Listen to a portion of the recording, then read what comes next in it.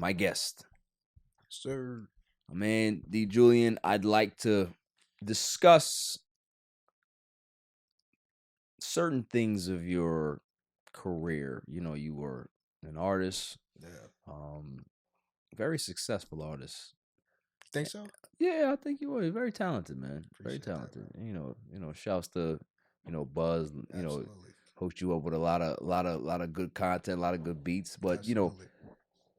when you got into Muve Media, like how did Muve Media start? So I want to say shout out to Docs, Yes, shout out right? to Because Docs.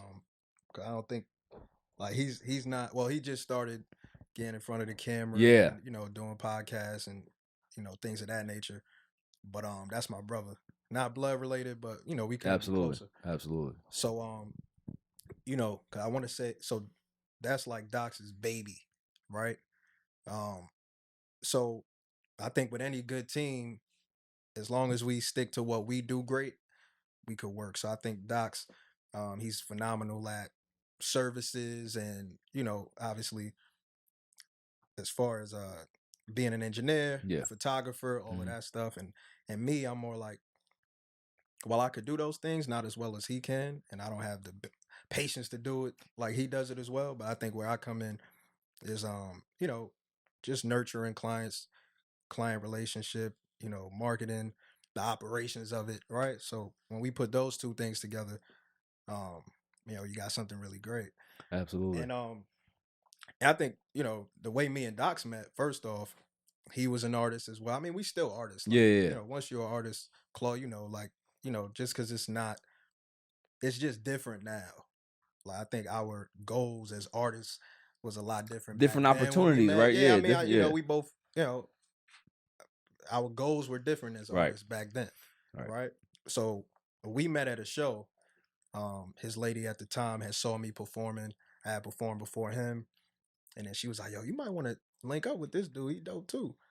So he reached out to me, and we formed a relationship musically, and then that just kind of spawned into a 12, 13 year friendship Wow. So, that obviously led into business, and yeah, so yeah, so that's pretty much what that is. And obviously us being artists and being immersed in that world, the recording studio part of it is kind of second nature. But I really want to give Docs his flowers because he don't get it enough. yeah, You know what I'm saying? Like, and he not a guy that's gonna kind of ask for it or yeah. He's not a me type of person. You know what I he mean? not like that. So every chance I get, I want to make sure I highlight him and speak about his importance to Muve Media and even my development too. Absolutely. Yeah. Yeah. So I saw that you guys had the project The Fly, right? Right. How did that come up? How did that come about? And how is that in regards to going? Is there more things Yeah, on the yeah. There horizon in was there regards was to? a few more episodes shot. Docs, he had this idea like a couple years back. Yeah. You know what I mean? And I thought it was crazy. I thought it was like, man, what we talking about right now? Right. You know what I'm saying? I thought he was high and just kind of bringing me an idea. You know what I mean? I'm like, but one thing about Docs is, he'll say things, but he's one of those people that you better believe what he's saying because it's gonna happen. Like he's gonna make it happen. That's one of the attributes I really admire about him. Right. So you know, shout out to Funny Julius, who's the main character in it right now, and Hmm. shout out to Rita, who is family as well, and she's screenwriter and help with writing and shot the first couple episodes in Harlem. Shout out to Max using his Airbnb. I mean, just kind of utilizing the network, Yeah, absolutely. and that's just another because Move Media, while we do services, we also produce content, Right. right? So, because I think a lot of times people want to see before they book with you, like what you could create on your own. So, like, for example, if you're a producer early on and you're trying to get rappers to get on your beats, you might have to put out an album where you Right. rapping on it, Right. just so they can hear, like, Just to okay, get some references out there. exactly. Yeah. So, Yeah. this is just another bag where it's like, yo, we could do this too. Um, so yeah, so the Flies is just a funny type of thing, and you might see me acting as well. Okay. You know what I mean? Yeah. Did I give away? I don't know if I don't know if I was supposed to. You might see me act crazy. We'll Look, see. man, I need to see that because Yeah. you know, if you act the way you play ball, I don't know. Oh, well, let's get into that. Because, you know what I'm saying? Because like, for me, I felt like Claude. What's up? I felt like I was top 3 on the team. Nah, you was. Yeah, it's been a while since the flat top. I got the flat top on. It's just that the hat is on. Oh, I didn't know that was a staple. Nah. Nah, flat top is a staple. Flat top is a flat top is a staple. I staple. didn't know. Yeah. All right. My left hand is a little bit better than Jalen's. See, he don't have a flat top no more. So, He ain't got no left. yeah, that's what I'm saying. Yo, listen, how you get to the league and don't have no left hand? Hey, I don't understand that. yeah. Man's 200 mil up, no left. Never had to. You don't need That's it. crazy. You don't need it. You don't need it. Listen, that's a skill. You don't need it, man. You still playing ball? I know you had. Hell no. Yeah, I know you had. Hell no. Yeah, I know you had that injury. Man, Yeah, knees- nah, you got listen, the knees knee like good Harriet now. Tubman. Oh, it's good. I'm just not willing to play Got no you, more. got you. I'm good. Like I'm all right, man. Nah, I still play. I mean, you know, every Wednesday or every other Wednesday I try to play. That's what's up. And yeah, just obviously I ain't trying to make the league. Yeah. But it's just to stay active and Are you though? Are you not trying though? Nah, I ain't trying to make the league. You Nah, know I ain't what's tryna- crazy? Let me tell you a story about why I stopped playing basketball actively. So I started to ramp up again. Like I got my Stone Yeah. Cold Steve Austin knee brace. Right. You know what I'm saying? I got all my gear ready to roll, right? So my man hit me. He's like, yo, bro, we got open gyms every Thursday. I Pull up. remember that. Huh? Wasn't I coming to that? I remember that. Nah, there's some Was the other other joint. one? Yeah, Okay. some other joint. So he's like, yeah, pull up, man. I was like, all right, cool, I'm gonna pull up. You know what I mean? So got my knee brace, I'm ready. I got my new sneakers and all that. I'm excited. You know what I'm saying? I haven't played ball in a while, right? So we playing the game now. Game is competitive. They got some hoopers out there. Right. So I'm not really seeing the rock like that, but I'm all right. Like I'm just I'm getting a run. You know what I mean? Like I'm out there seeing how I could be able to move laterally, play defense, Right. whatever I could do, right? So I must have took about maybe 3 shots the whole game, right? So I get the ball on a swing. So this is when it was over for me. This is the moment, right? This is like the light bulb moment. When the dude said to me on the other team, "That's what we want." That was it for me. That's it for me. Yeah. When a dude says that on the other team, Right. that's how you know you need to stop playing basketball for that period. Right. Because he was like, yo, we need him shooting Right. because he's that bad. Damn. Yo, once I heard that, I chuckled and I ain't taking another shot for the rest of the game. Wow. That was it. I'm done. I mean, I'm done. Listen, I played some great basketball in my life. Uh-huh. I've met some great people playing basketball. I'm 38 years old. I don't need to hoop no more. So you retired? Yeah, I'm good. Okay. I'm good, man. Or I'm you good. Retired, so you done. I think I'm done. Okay. I think I'm done. Like, you know, if it's just, you know, fucking around with the homies, yeah, okay, cool. Yeah. But like in regards to like tournaments or even if you go into the park, right? I hate when you in the park and you just shooting around with your fellas. And then all of a sudden somebody come out here. You trying to run? Want to get game? You got one. I'm just shooting here, bruh. There's 3 people here. I don't want to play. I don't want to play. I just want to shoot. Mhm. I don't like that. That's why I don't go to the park no more. Listen, sidebar. If you're ever doing any films and you need a stunt man, your guy. That's you? I'm your guy. Got you. I'm a What do you need, stunt stuntman? He's like 5'3". Yeah, I What got type you. of man. what type of stuntman? What does I that got you, I mean? got They don't have stuntmen that are 5'3". What? They don't. That sounds. Stunt That car? sounds bogus. Right. That sounds crazy. That's what they have. Like no, stuntmen do what other people aren't willing to do. yeah, but they need like if the actor is 6'3", you can't be a stuntman. Well, you see what they did. They got lifts. You see what They they do did to have Michael lifts. Jordan's mom. Yo, That that was crazy. That was crazy. Oh That was a man. movie trick right there. Yeah. But nah, definitely still balling and, you know, but, you know, not trying to, the goal is different even with that. And just trying to get back now Yeah. with the ball. Yeah, to just staying kinda in shape. To You the know what I next mean? generation. Right, now. right. You know what I mean? And So speak about that in regards to, you know, what you're doing with the kids. yeah. So for me, so most people associate me, if you know me from a while back, associate me with music and Right. being an artist and things of that nature. And a lot of times you kind of psych yourself out and think that, yo, maybe I am just that. You know what I'm saying? And obviously not doing it or not putting out music for a little while. Still creating, you know, things of that nature, but not putting out music for a little while and that void of like feeling fulfilled, because that's what releasing Claude, you could attest to this. Like that's part of it. Yeah. Like the fulfillment that you feel, or living in your purpose. Yeah. Or A that sense energy, of gratification. that Yeah. energy you get back. You know, I remember one time I had put out a record. I had an album called Ready for Tomorrow, and I put out a record called 60 Minutes. My music is like real introspective, real vulnerable. And I had a guy, he reached out to me and he said his girl just got diagnosed with, or they just found out she had cancer. Wow. He listened to 60 Minutes and he was just thanking me. He was like, yo, we feel better about approaching this situation now after listening to the song. So that type of fulfillment and purpose is, you know, there was a void there when I wasn't doing it for a little while. But I feel that now. Like that same level of purpose or fulfillment now with the kids. For me, it's like just growing up.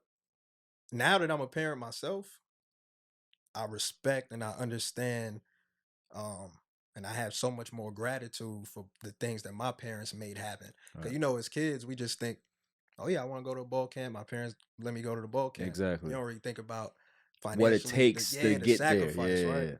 So for me, you know, at least for the basketball part of it, man, I just wanted kids to get in a great environment for free, right? This go around, this was our second year doing it. This go around, we did a 10-week basketball program.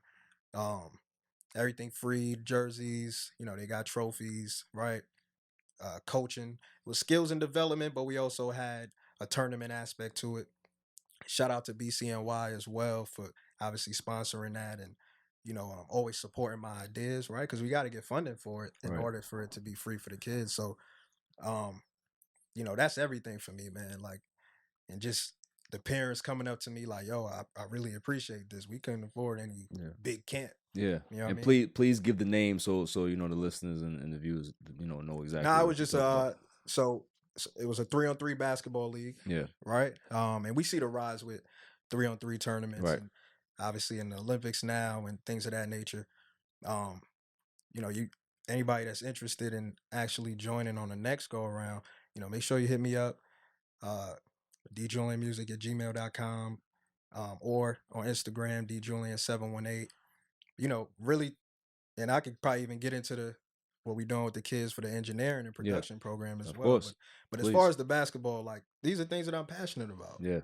Like, it's not just me pulling things out of the air like, oh, I want to do this with the kids. Nah, I remember like it cost like $1,500 to go to a KNICKS camp at Basketball City for 5 days. Oh yeah, listen, I remember you know being out there, you know, hustling for uniforms. Yeah, you know what I'm saying? Like it's tough, man. Like for these parents, so like, and you know, a lot of the kids that came to it look like me and you, right? And we open to everybody, but I love seeing that. Absolutely, and I love hearing from the parents. Man, we needed something for him to do. He loves basketball. We couldn't really afford anything substantial. You know, this is great. And it's not some rinky-dink tournament. Right. It's not some rinky-dink league. Like, this is official. Yeah. So just kind of living vicariously through those kids and, you know, still keeping the passion of ball alive. And every now and then, you know, they act up. I got to get out on the court and, you know what I'm saying, and actually play. That slow-ass crossover, man. You ain't beating nobody with that slow-ass crossover, man. I know we low on time, but I had something. And this is from back when we used to hoop on Wednesdays or Thursdays. Right. There's one time we was playing. I think it was with me and you. We was going against each other. Pause. And I dropped you. You tried to drop me. You tried to. I remember. But you pushed me, bro. Hold on. Oh, he gave me the Byron Russell. You pushed off. He gave him the Byron Russell. Because you keep it real. My defense is elite, though. In the words of Low Deluxe, I kept the files. I got the files. So we, you know, I don't know if you did post-production. I need that. Make sure you bring that up because I seen that. I need to see it. My man hit me in the face. I was like, "Yo, what you doing? You supposed to be my man." And then I blocked you on IG. And then, you know what I'm saying? Oh, that's why it looked like you don't got no post. Yeah, you know what I'm saying? Man, I went to his page. Yeah, it's blink. Oh my goodness. I get Look, it. You know what I'm saying? Nah, man, but it gotta be. No, go ahead, finish. No, I was just gonna say, man, like, you know, I did drop you. Cause I heard a little grunt after. I heard a little oh shit. You. Yeah.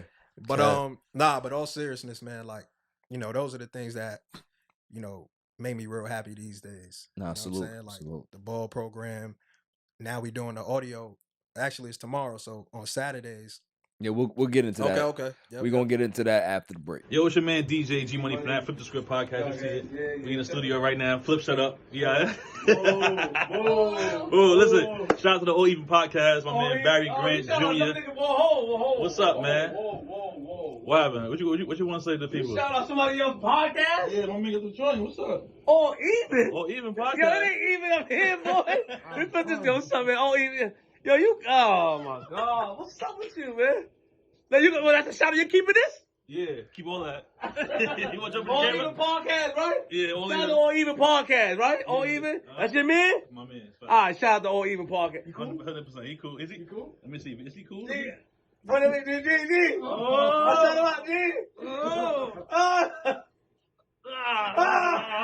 He cool, man. Welcome back, y'all. So we were talking about the kids, talking about how you basketball program, the 3-on-3. Yeah. Now you're talking about other things in regards to teaching them engineering skills and all these other things. So divulge into that. I just think it's important for at this point that's what it's about for me. Like giving the knowledge. So as far as the audio engineering, it's a passion project for me. Like it's more than just a thing to do. Right. Obviously, me being an artist, I remember when I was these kids' age and I was coming out of high school, and I was like, man, I'm rapping, but I'm getting my beats from other people. I'm paying for studio time. Back then it was like 30 an hour, but that's still a lot when I'm back in high school. So I was like, man, I want to learn how to make my own beats. I want to learn how to engineer for myself.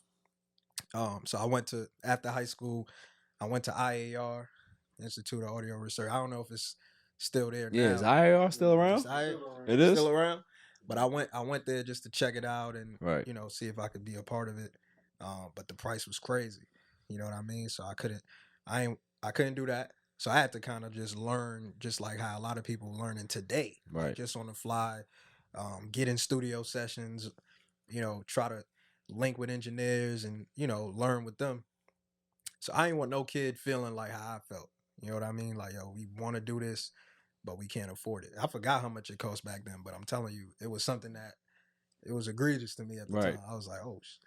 So yeah. So similar to the basketball thing, which is another passion of mine. What we doing is this year is 7 weeks. Last year was 10 weeks. And shout out to BCNY again. They're sponsoring this. They always supporting the ideas.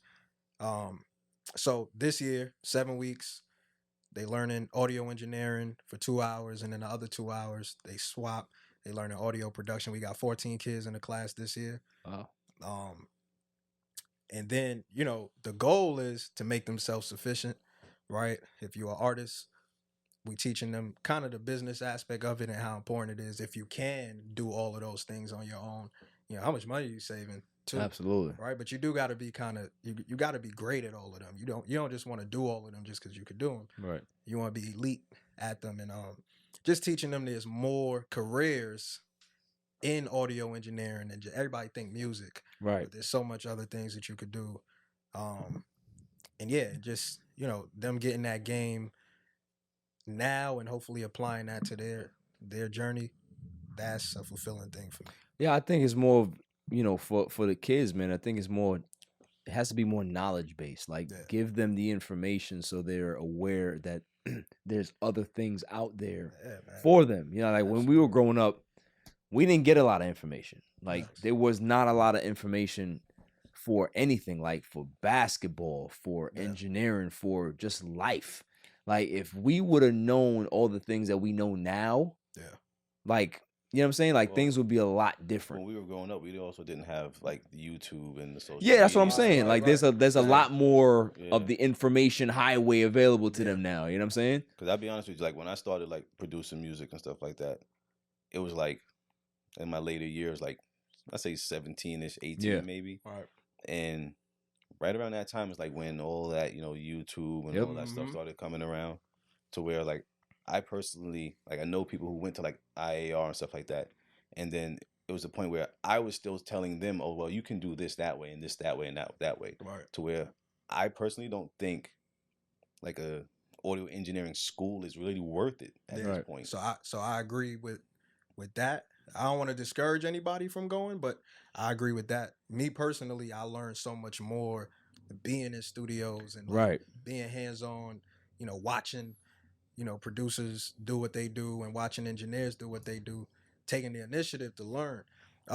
So matter of fact, even at Muve Media, when we hired engineers, there's a difference between an engineer who's school taught and an engineer who's had experience in the studio, and you know, it's just certain. It's a different feel. feel. Off of feeling. They go off a different feel, right? Exactly. And sometimes that's we also had that same and feeling is better than in regards to being like technically sound in regards to being an engineer. Like, you know what I mean? Like I've had records that I worked on that I went to the guy who did such and such with such and such. Yeah. And the record was done already, and I'm like, yo, I just want you to master it. Right. And he did it to the point where it's technically what you're supposed to do, but it's so clean that it sounds like shit. Right. I know what you're talking about. You know what I'm saying? Like you followed all with the rule books and the this and that. It's the default. It's the default mastering, right? Instead of listening to what the actual track needs. It's a feel. Yeah, exactly. That's what I'm saying. Yeah, it's equivalent, and this is like one of the things. If you could watch it on YouTube too, it's when Kanye goes to Timbaland to fix Stronger, and Stronger was already rocking. It was already rolling, but he was still saying, "Yo, this is not hitting enough." Right. And he was like, "Oh nah, because you're not doing this." And Timbaland just 2 seconds, doom. And that shit made it sound like a whole nother movie. You know, this was like it's feel. Like when you go like textbook, they'll tell you like, oh, you know, compress this or compress that. When certain things don't necessarily need to be compressed. Exactly. Right? You know, but those are things that you could learn on the scene, in a scene. session, like touch yourself in a session. Like, you know what I mean? So putting them in live sessions, putting them in the actual studio, and you know, teaching them about the software, the hardware. And it's been beneficial to a lot of these kids, man. Right. Nah, listen, salutes to you, man, because you know the kids need guidance, they need knowledge, they need mentors out there, because you know some of these kids are they out there with they got a paddle with no rowboat. You know what I'm saying? Like going upstream. So it's like, you know, for them to have somewhere where they can be able to hone their skills and learn new things and be able to kind of like prepare themselves for the future, being well-rounded, right? Because like that's where you have to be now as a young adult.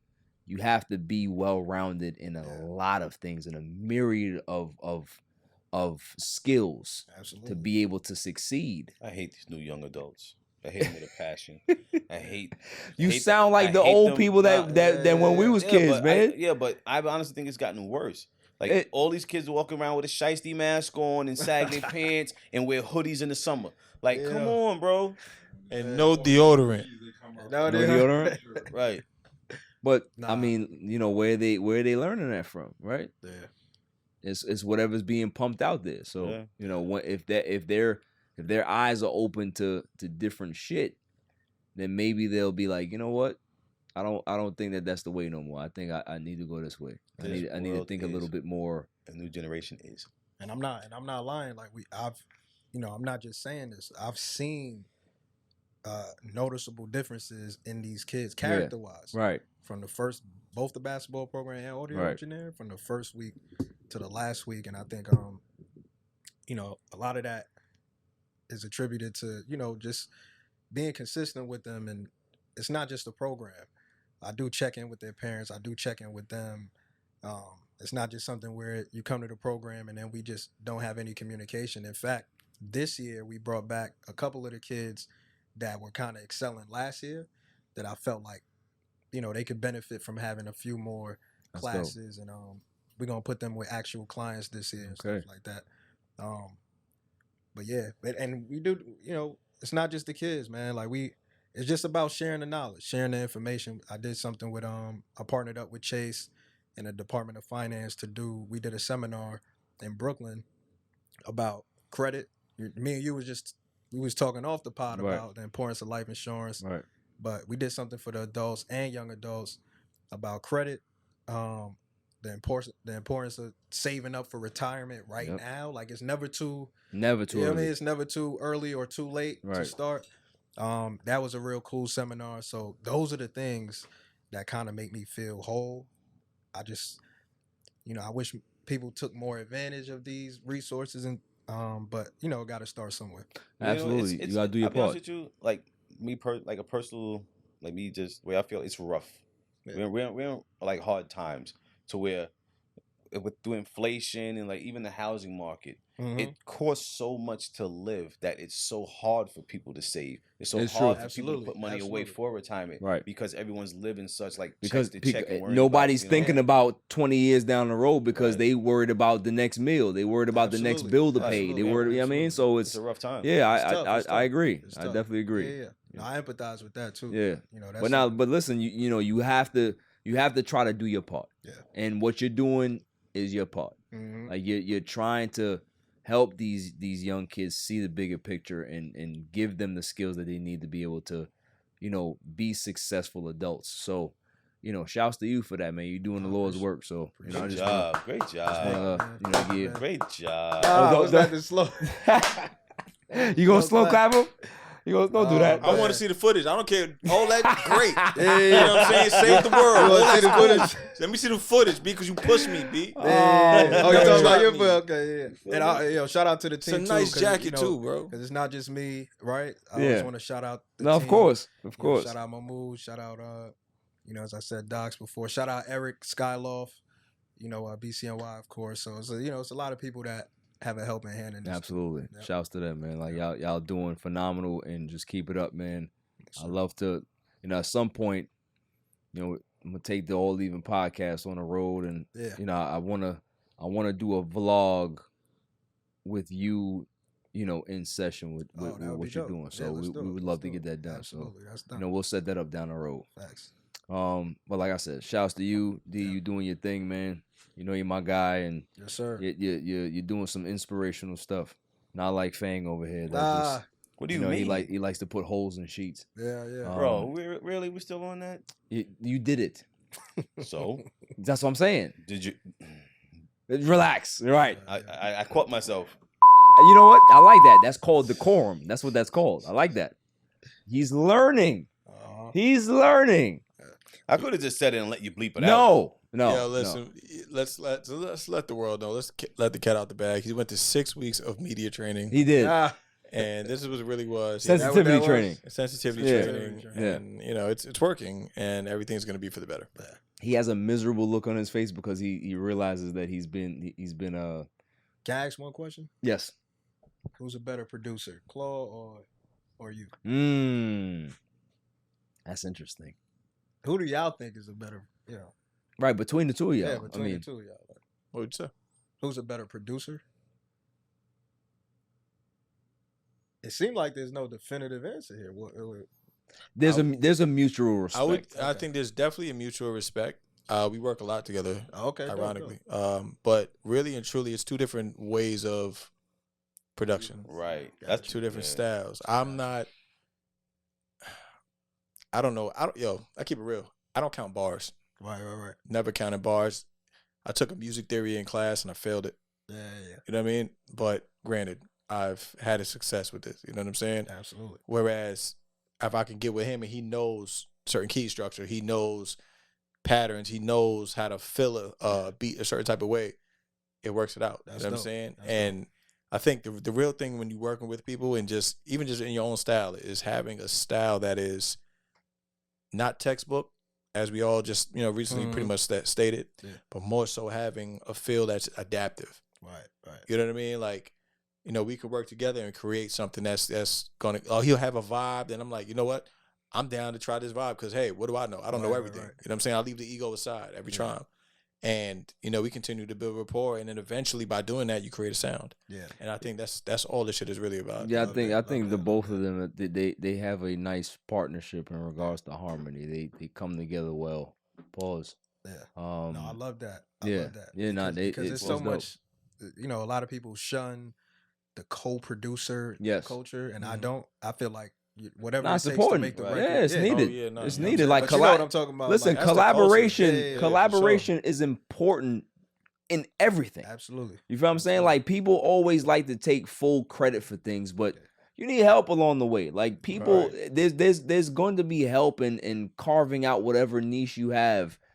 You need help to do that. Whether it's a team, whether it's somebody that's mentoring you, or just helping you be able to put the situation or the process together. Like collaboration is super important, and they're really good at that. It's sort of like, all right, like you take an artist who may work with this producer, work with that producer, work with this producer, and you're gonna get a different sound out of every producer, whether it's the way they mix or the way they format or whatever it may be, or like everyone has their own vibe. Right. So like Claude could sit down with you and make one, and you guys could come up with one thing. He sits down with me, we come up with something completely different. Yeah. Like me personally, like I try to take all of the mathematics and everything out of it, and do everything by feel. Although I do know and understand how everything works, I make it work for me. Dope. You know? I ain't gonna lie to you. I'll tell you what my strategy is, because these guys are so good. Yeah. So what I do is I study them, I watch them, sit down and I ask questions. And then when they leave the room, I take my flash drive and I steal their shit and go ahead and use it for my own stuff. So let's make a deal. Whatever you steal next time, if you give that to me, I'll put a record. Hey! You see what I'm saying? That's what we call that's what we call collaboration. I got a name for you. I think I got a good name for your next project. What's that? The Push Off.